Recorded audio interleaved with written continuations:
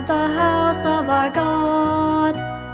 Praise ye the Lord, for the Lord is... Welcome back to Sunday School, boys and girls. I'm excited to hear about what happens next in our story about Joseph this week.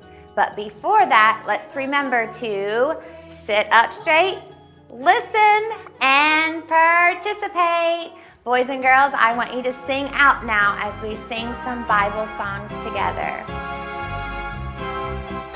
And he hath put a new song in my mouth, and he hath put a new song in my mouth, and he hath put a new song in my mouth, even praise unto our God.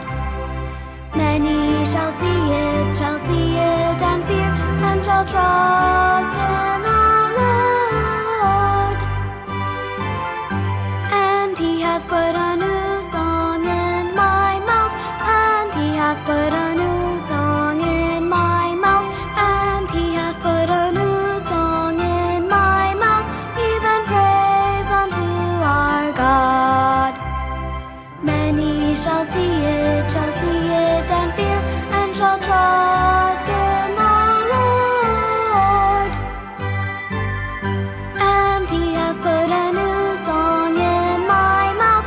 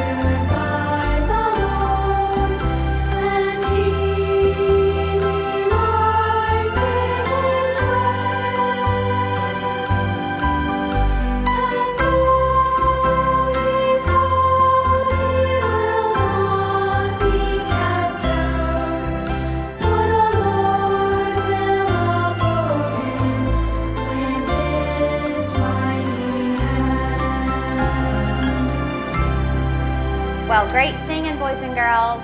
Now, last week, we started something new.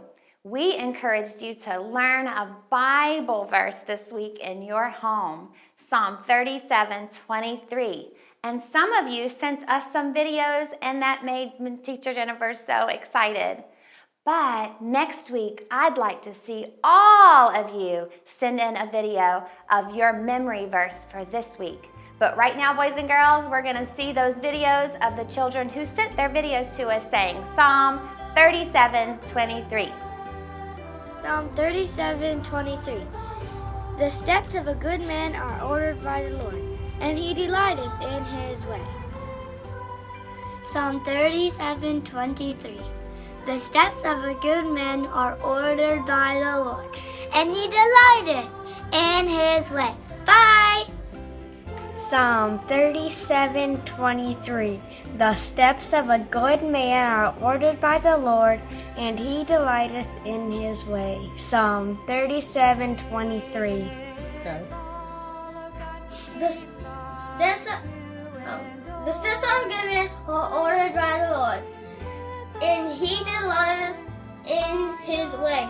Psalm 37:20. The steps of a good man are ordered by the Lord, and he delighted in his way. Psalms 37:23. 37:23. A steps as a good man when ordered by the Lord, and he delighteth in his way. 37:23. The steps of a good man are ordered by the Lord, and he delighteth in his way. Psalm 37:23.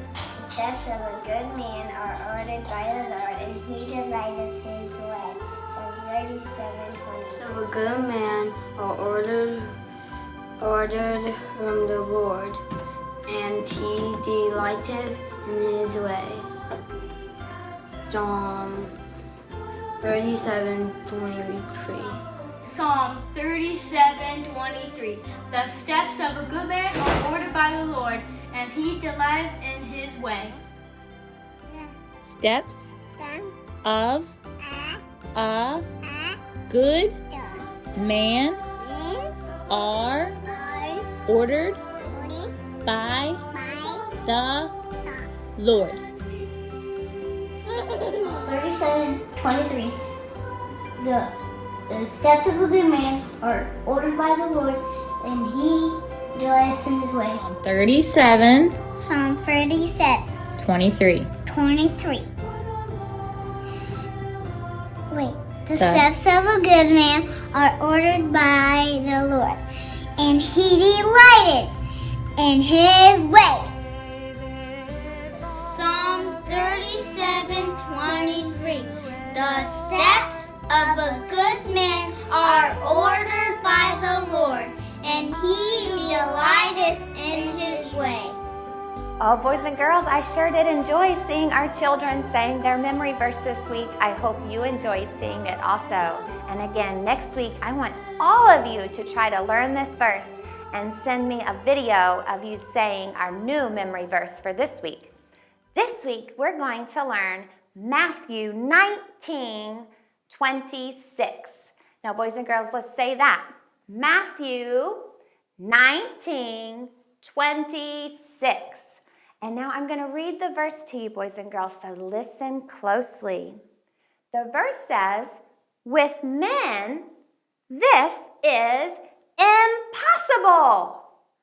But with God, all things are possible.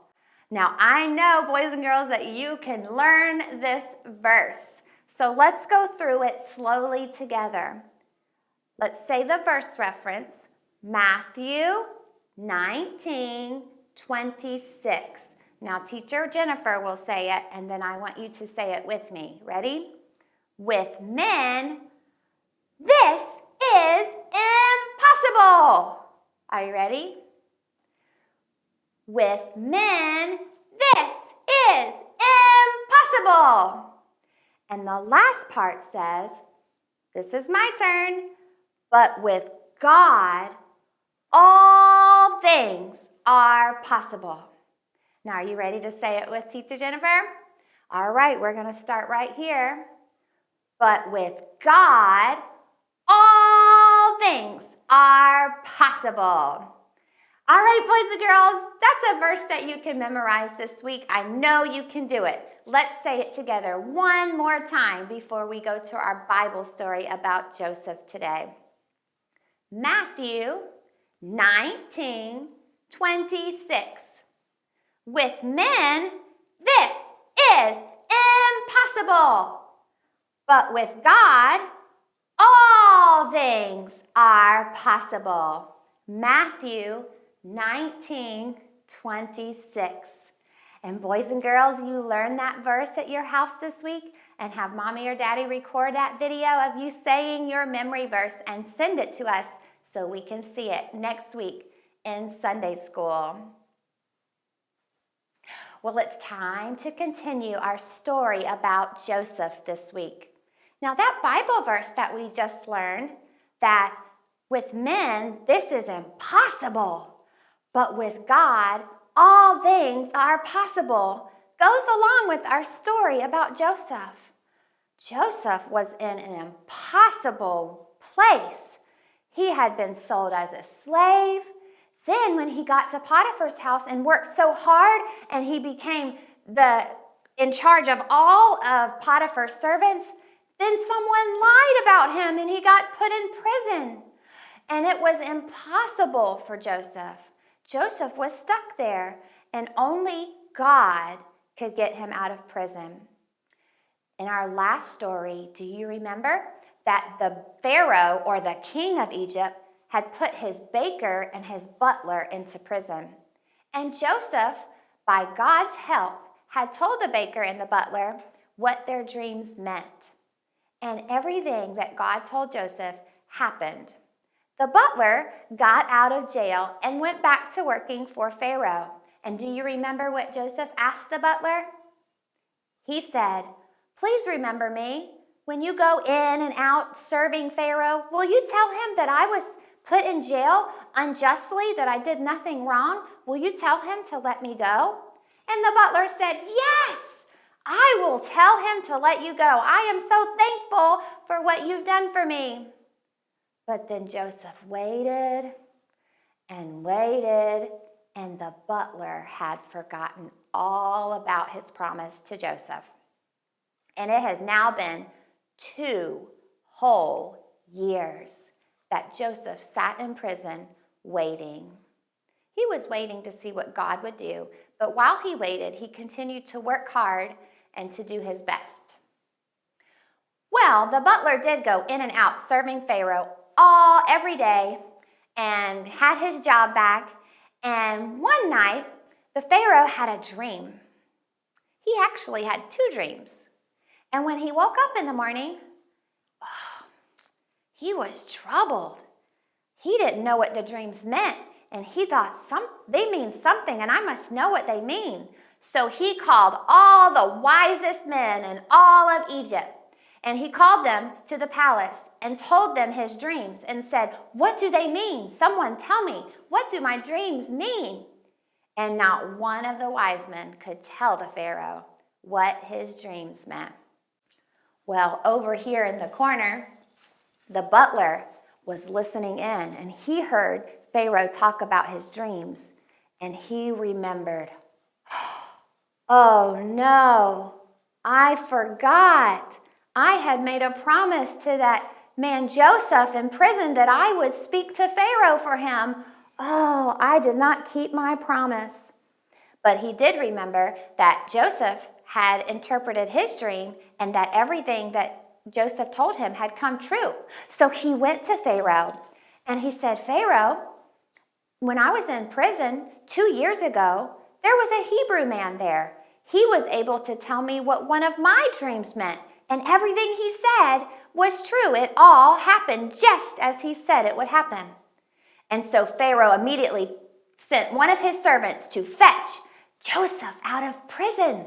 He wanted Joseph to come to the palace and to explain to him what his dream meant. Well, Joseph, he was in the prison and he was working hard and doing his duties in the prison because you remember he worked so hard that the jailer had put him in charge of all the prisoners. Well, Joseph was working and a servant came in and said, "Hurry, Pharaoh has sent for you. You must come." And I'm sure Joseph thought, "Me? He wants me to come to the palace? Why? Well, what did I do?" And so they took Joseph from prison. But before he went to see the Pharaoh, you know, in prison, you don't get to take nice hot showers and you don't get to shave and you don't have the nicest clothes. So before Joseph went in front of the Pharaoh, he got a nice bath, got cleaned up, shaved his face, and put on some nice clean clothes. Well, then Joseph came in front of the Pharaoh in the palace, and he looked around and thought, "Wow, look at this place. There's Pharaoh sitting on his golden chair with servants all around him. This place is magnificent." He hadn't seen anything in a very long time other than the walls of the prison, and this was a spectacular sight for Joseph. Well, he waited quietly for the Pharaoh to tell him why he had called Joseph here out of the prison. And Pharaoh said to Joseph, "Joseph, I have had 2 dreams and they trouble me so. And I heard that you can tell the meaning of dreams. So I want you to tell me what my dreams mean." And Joseph said, "Oh no, it is not me who has the wisdom to tell what dreams mean, but it's the God that I serve who can tell you what your dreams mean."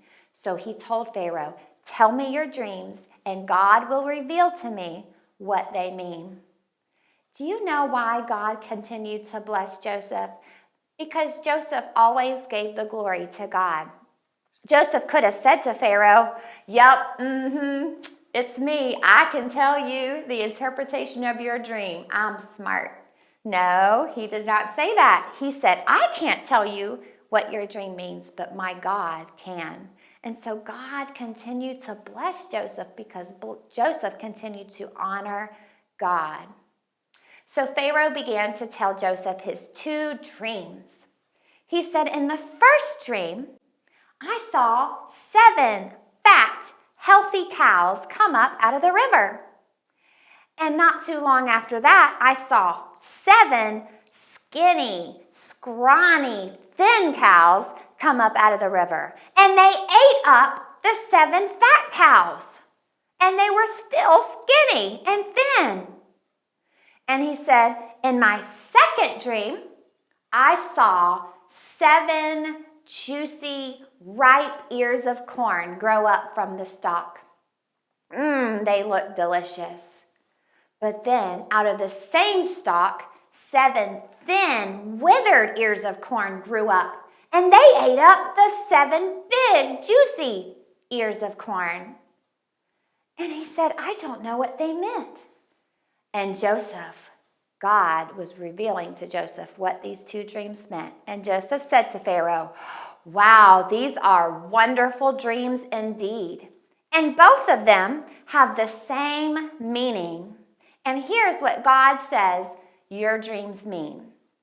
Joseph said, "Those 7 fat cows and those 7 juicy, delicious ears of corn, they are 7 years in Egypt, where there will be lots of food and lots of harvest. The grain will grow up strong. The gardens will grow. The trees will bear beautiful fruit." He said there will be much food in Egypt for 7 years. Plenty of food for Egypt.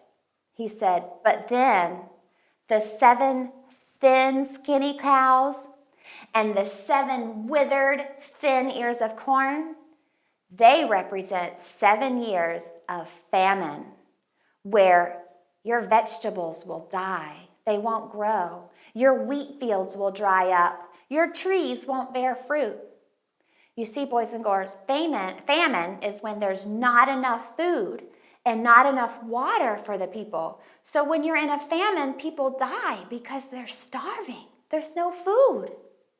And so Joseph said, so those 7 years of famine will follow 7 years of plenty of food. So Pharaoh scratches his head and he says, that kind of sounds like that might be what my dream meant. And Joseph said to him, this is what I think you should do. You should find a very wise man and put him in charge of storing up food during those 7 years where there's a lot of food. He says that man should store it up into big storehouses so that when the 7 years of famine come, there will be plenty of food and none of the people or the animals in Egypt will die of starvation. And Pharaoh thought, good idea. Well, what is a storehouse, boys and girls?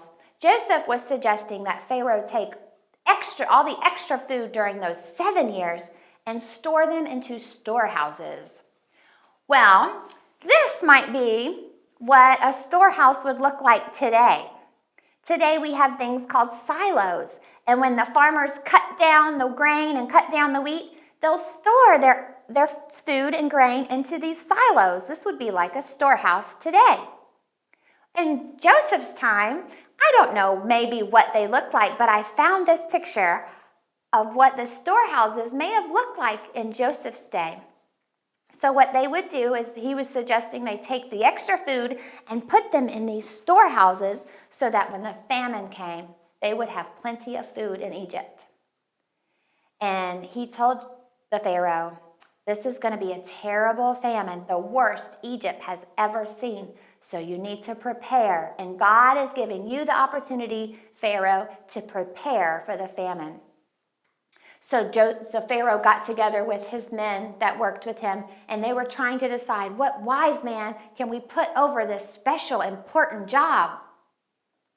And then the Pharaoh said, who is wiser than Joseph?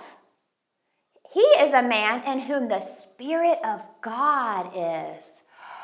Pharaoh recognized that Joseph served God and that the Spirit of God was on Joseph's life. That's how good Joseph lived his life, so that others could see Jesus in him.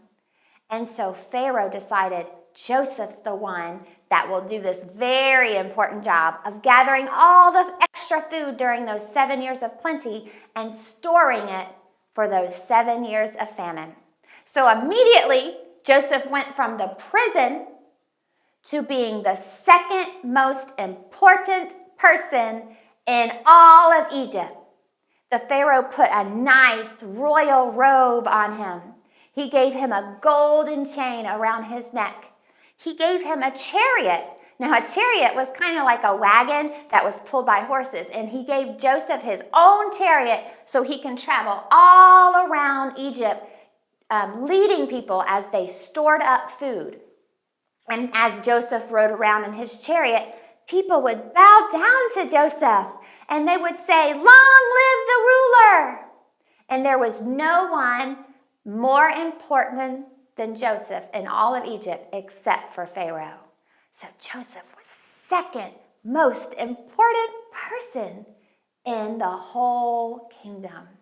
Now imagine that, boys and girls. He went from being a slave to being a ruler. And who did that for Joseph? God did. God was working in Joseph's life. And Pharaoh also gave Joseph a big house and a wife. And so Joseph was very blessed. And now with all those people bowing down to Joseph, you know, he got famous all over the land. But it didn't change Joseph's heart. Joseph continued to love God and continued to be kind and fair to all people. So all the people of Egypt loved Joseph. So during those 7 years where there was plenty of food, plenty of grain, and plenty of fruit growing on the fruit trees, Joseph did the job of storing all that extra food so that when the famine came, there would be plenty of food in all of Egypt. And he worked hard at his job, and he did a great job. Well, during that time, God also blessed Joseph with 2 sons. His first son's name was Manasseh, and Manasseh meant forgetting, because he said, God has helped me to forget all my trouble. He said, man, it has been hard. I was a slave. I was in prison. It has been so much trouble. He said, but God has helped me to forget all those things. And his second son's name was Ephraim. And Ephraim meant fruitful. And Joseph said, because God has made me to be fruitful in the land of my affliction, or in the land of my trouble. He said, God has blessed me even here where I have had so much trouble. God has made me a ruler in this land. God has blessed me. He's made me fruitful. And so Joseph was blessed of God, and during those 7 years, he stored up all that food. Well, then it came time for the 7 years of famine. And sure enough, it happened just as God had revealed it to Joseph. All the gardens dried up and wouldn't grow. All the fields were dry. There was no water. The trees didn't bear any fruit. There was no food or water in Egypt. And the people were hungry. And it wasn't just in Egypt, boys and girls. The famine was so great that it was in all the land in that area. So if you look at this map, Egypt was where Joseph was, but all this other land also had famine. Here on the Arabian Peninsula, and up here where Canaan is, next to the Dead Sea, that's where Joseph's family lived. They had the famine in Canaan also. But Egypt was prepared because Joseph had stored up enough food to feed them during the famine. And do you know, boys and girls, that people came from far away to see Pharaoh and beg him for food because of this great famine. And he said to them, go see Joseph and do whatever he tells you to do. So now with the famine raging all over the land, Joseph opened up the storehouses to feed all the Egyptians and also the people from other lands who came to buy food from Joseph. Well, boys and girls, Joseph, with his life, continued to honor God. And because Joseph honored God, God honored Joseph. And so no matter where Joseph was, whether it was in the pit that his brothers had thrown him in, or as a slave in Potiphar's house, or as a prisoner, and now as the second ruler in Egypt, God was with Joseph. He was always with them. Boys and girls, do you want God to always be with you? Do you want God to bless you like he's blessing the life of Joseph? Well, the way you can be blessed of God, boys and girls, is to be like Joseph and to obey him and honor him and love him like Joseph did. I want the Lord to bless you, and I pray that you'll honor him with your whole heart and that God will be able to use you to do something great, just like he used Joseph's life. Well, next week, boys and girls, we'll hear the end of our story of Joseph, and I'm excited to see what will happen next. Don't forget, work on your memory verse for this week. I'm excited to see your videos. I hope you enjoyed today's lesson. We'll see you next week. Bye, boys and girls.